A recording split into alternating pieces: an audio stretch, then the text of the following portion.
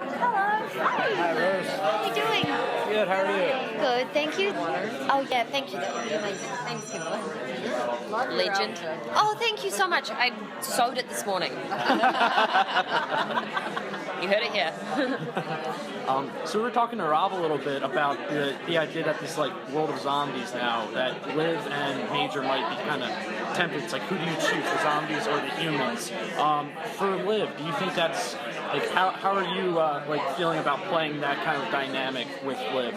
And which person, what do you think she would choose? Yeah, I think it's the rug has been pulled out from under her a bit. She really thought she had the finger on the pulse of what the zombie scene was and who were the bad guys and who were the good guys. So I think knowing that there's this whole other underground zombie world is definitely very unsettling. But I think Liv is wise enough now, thank you, and that she has a good counsel now with Clive and Ravi and Major and Peyton all in the know, and Blaine. That she has people that she can consult with before she does something rash, because I think she doesn't know yet. She's hedging her bets about what Fillmore Graves are. It's definitely very suspicious.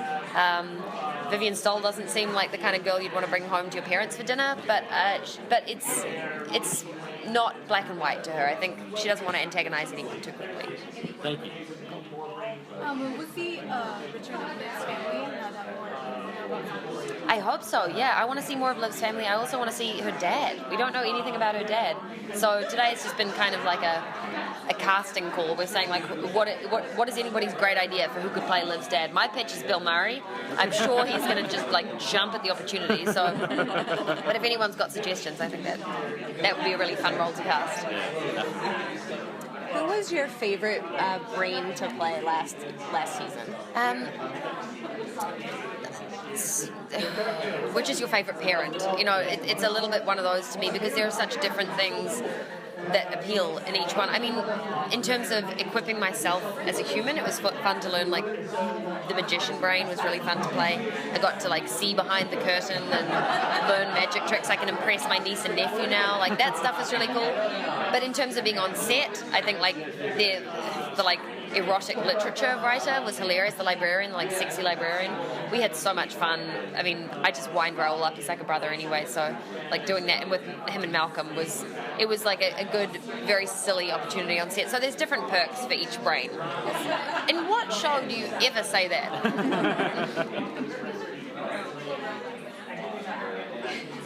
So we heard from Rob that you're going to get to do a dominatrix brain? I only heard that from Rob today too. So we're all on the same page now.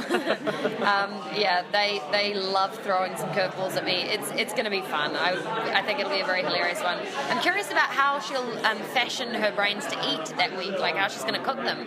They're always slightly themed. I was thinking licorice ropes or something, lasso. I don't know. We'll see. What do you do to prepare for each one of these? When you read it, you're like, okay, now I have to be that character.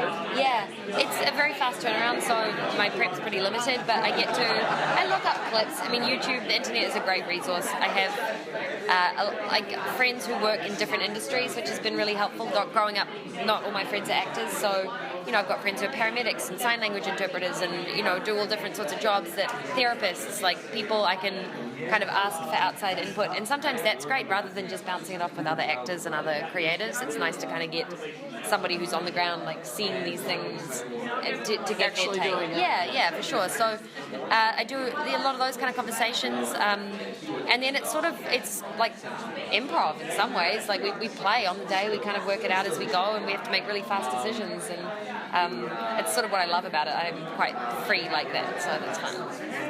What was your favorite episode this past season?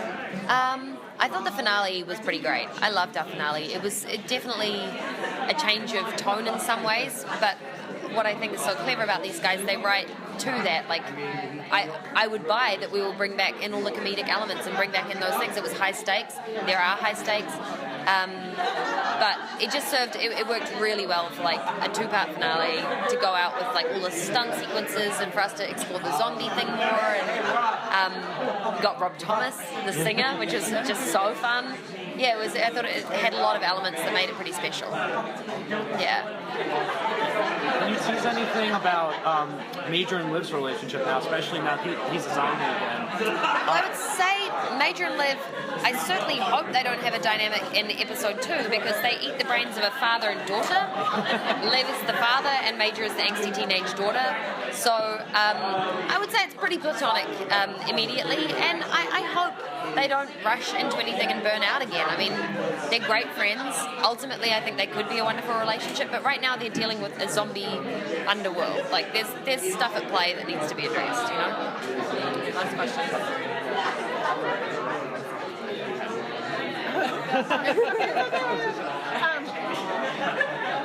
So with the season finale and Liz sort of learning about the other zombies, do you think that she's going to really sort of like work and then do you think she's going to hang out with more of the established zombies to get to know how they're living their lives as zombies? Maybe there's alternative brains or something? I don't know. Absolutely, I hope she does. I kind of want to know, I mean, I don't know what to think about Fillmore Graves yet. I feel like it's been well set up that it definitely seems dodgy. There's like a sinister kind of air about them, but it's also an alliance of people who understand her that maybe she doesn't want to rule out yet. I think it would be wise to explore more, to kind of get a sense of who they are, to not make any enemies too quickly. It doesn't seem like that would be a wise move with the military. But yeah, I think it's early days to work out what Fillmore Graves are all about. That's kind of what's going to happen in season 2. We'll get a sense of that. Season 3. Where are we up to now? Season 3. God, that's great.